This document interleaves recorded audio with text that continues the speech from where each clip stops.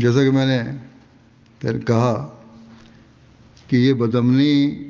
انہی مغربی طاقتوں کی پھیلائی ہوئی ہے، اور بظاہر اس کے رکنے کا کوئی امکان نظر نہیں آتا، سوائے اس کے کہ اللہ تعالیٰ کی خاص تقدیر ہو، اور اس کے لیے بھی بہرحال ان کو کوشش کرنی پڑے گی۔ اس کے لیے بہرحال ہمیں دعائیں بھی کرنی چاہیے کہ اللہ تعالیٰ مسلم دنیا کو اس بدامنی اور فساد سے بچائے اور محفوظ رکھے، اور مسلمان دنیا اور مسلمانوں کو چاہیے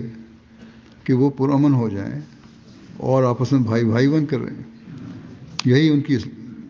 اسلامی تعلیم ہے، نہ یہ کہ وہ ایک دوسرے کی گردنیں کاٹنے والے ہوں۔ بس ہمارا یہی کام ہے، اور ہم ایک عرصے سے یہ کوشش کر رہے ہیں کہ ہم نے اپنوں اور غیروں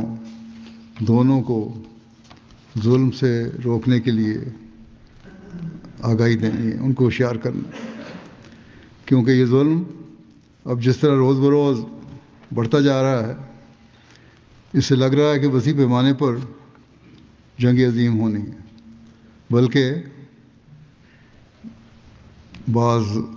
مغربی تبصرہ نگاروں کے نزدیک تو عالمی جنگ شروع ہو چکی ہے، میں بھی یہ کہتا ہوں کہ شروع ہو چکی ہے۔ لیکن اگر اب بھی مسلمان دنیا عقل سے کام لے، ہوش کرے، ایک ہو جائے اور آپس میں سر جوڑ لے، تو وہ اب بھی دجال کے فتنوں سے محفوظ رہ سکتی ہے۔